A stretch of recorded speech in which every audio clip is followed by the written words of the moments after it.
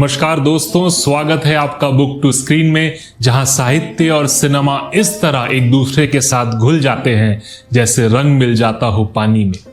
हमारी ये कोशिश रहती है कि पॉपुलर बुक्स के स्क्रीन एडेप्टेशंस पर हम बात करें, उनके पीछे छुपी बातों को फिर से एक बार आपके सामने प्रस्तुत करें, और हमारा ये विनम्र प्रयास रहता है कि जिन जिन कहानियों ने एक पूरी सदी को प्रेरित किया है, इन्फ्लुएंस किया है, उसको जीवित रखें। आज हम बात कर रहे हैं पृथ्वी वल्लभ फिल्म के एक गीत की, जो बंधन और मुक्ति, प्रेम एवं देश प्रेम दोनों का एक अनोखा ब्लेंड है। पंछी उड़ चल अपने देश, पंछी उड़ चल अपने देश, पंछी। इस गीत को अपने कलम से जन्म दिया है पंडित सुदर्शन जी ने, जिन्होंने शब्दों को इस तरह रूपांतरित किया है जैसे भावनाएं कविता बन गई हो। पृथ्वी वल्लभ के गीत एक और वजह से खास है क्योंकि इसके गानों को सुरों से सजाया है सरस्वती देवी जी ने, जिनकी गिनती भारत के प्रथम महिला संगीतकारों में होती है। पंडित सुदर्शन जी जिन्होंने ये गाने लिखे हैं, वह केवल लेखक ही नहीं थे बल्कि निर्देशक भी थे।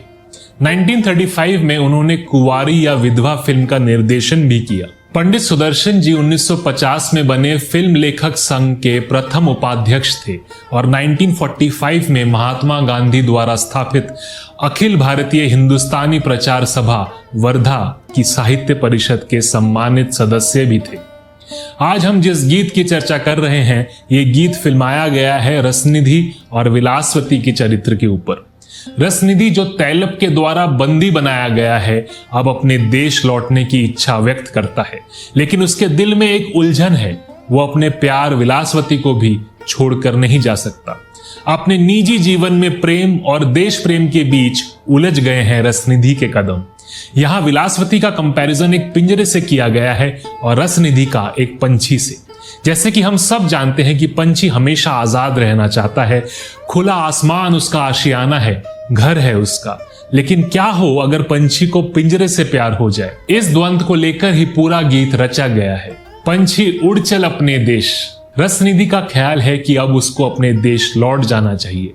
ये बंदी जीवन कवि के आजाद ख्यालों को रोकता है, पर विलासवती का प्यार वो पीछे छोड़कर नहीं जाना चाहता, विलासवती को साथ ले जाना चाहता है। पंछी उड़ चल अपने देश, पंछी उड़ चल अपने देश।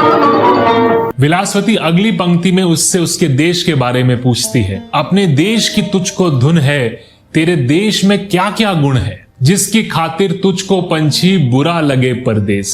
अपने देश की तुझको धुन है, तेरे देश में क्या क्या गुण है,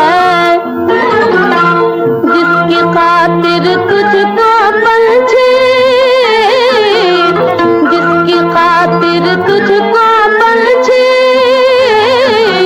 बुरा लगे परदेश। विलासवती पूछती है आखिर क्या है उस देश में। यह प्रश्न प्रेम में छुपी हुई एक दर्द को बयान करती है। वो जानना चाहती है कि ऐसा क्या है रसनिधि के देश में जो उसे विलासवती से दूर ले जा रही है और जिसकी वजह से उसको परदेश बुरा लग रहा है। पंछी कैसा तेरा देश, पंछी कैसा तेरा देश।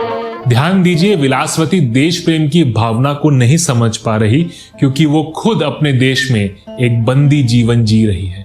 मेरे देश की अजब अदाएं, मेरे देश की दूर बलाएं, मेरा देश है स्वर्ग का टुकड़ा, फूले फले हमेश। मेरे देश की अजब अदाएं, मेरे देश की दूर बलाएं,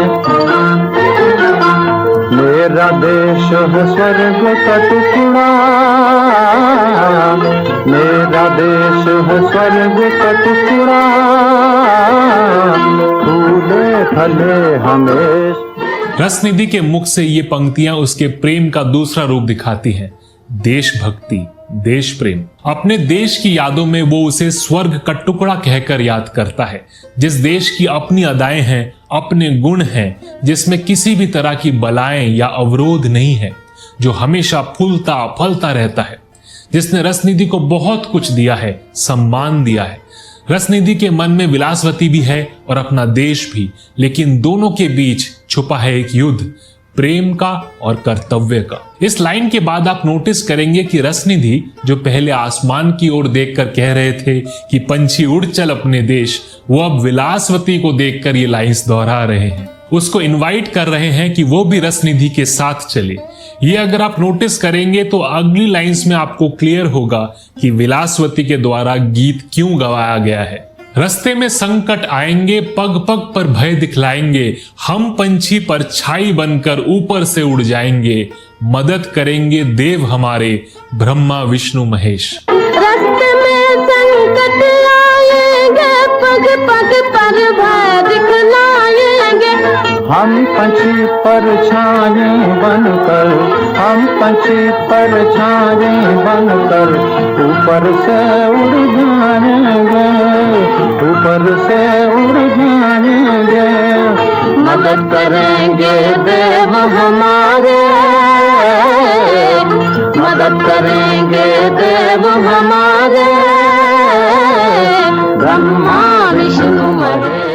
देखिए ये लाइंस विलासवती गाती हैं क्योंकि वो जानती है कि अगर वो रसनिधि के साथ जाती है तो पग पग पर, हर कदम पर मुश्किलें आएंगी। रसनिधि जानता है कि घर लौटने की राह आसान नहीं है, लेकिन यहाँ एक नया दृष्टिकोण मिलता है हमें कि हम वर्ड का यूज हो रहा है। ध्यान दीजिएगा, हम वर्ड यूज हुआ है, मैं नहीं। हम पंछी परछाई बनकर उड़ जाएंगे, हम साथ मिलकर संकटों का सामना करेंगे और हमारी मदद करेंगे ईश्वर ब्रह्मा विष्णु और महेश। लास्ट लाइन दोनों मिलकर गाते हैं क्योंकि उनकी राह, उनका देश अब एक है और उन दोनों की मदद करने की विनती करते हैं वो ईश्वर से, परमात्मा से। एक और ध्यान देने वाली बात यह है कि रसनिधि जिस तरह से अपने देश का विवरण देता है उससे विलासवती इतना प्रभावित होती है कि वो उसके देश चलने को तैयार हो जाती है। ये सेम थॉट प्रोसेस आपको बहुत सालों बाद दिखाई देगा वीर ज़ारा में। जब वीर ज़ारा को अपने देश के बारे में बताता है, वो जो गाना है ऐसा देश है मेरा, धरती सुनहरी अंबर नीला, हर मौसम रंगीला, ऐसा देश है मेरा, हो ऐसा देश है मेरा। ज़ारा भी अंत तक आप नोटिस करेंगे कि वीर की देश में ही आ जाती है। शायद इसी को एक महान लेखक कहते हैं जिसकी रचनाएं आने वाली पीढ़ियों में भी दिखाई पड़ती है। पंडित सुदर्शन के लिखे गीत आज भी उतना ही रेलिवेंट है। आज बस यहाँ तक। उम्मीद करते हैं कि आपको ये वीडियो अच्छा लगा होगा। अगर अच्छा लगा है और आपकी फिल्म और साहित्य में दिलचस्पी है तो बुक टू स्क्रीन क्लब के मेंबर बनिए और बने रहिए हमारे साथ। हम लेकर आएंगे और भी ऐसे बेहतरीन किस्से और गीत आपके समक्ष। मेरा नाम है प्रतीक। मिलते हैं अगली बार एक और किस्से के साथ।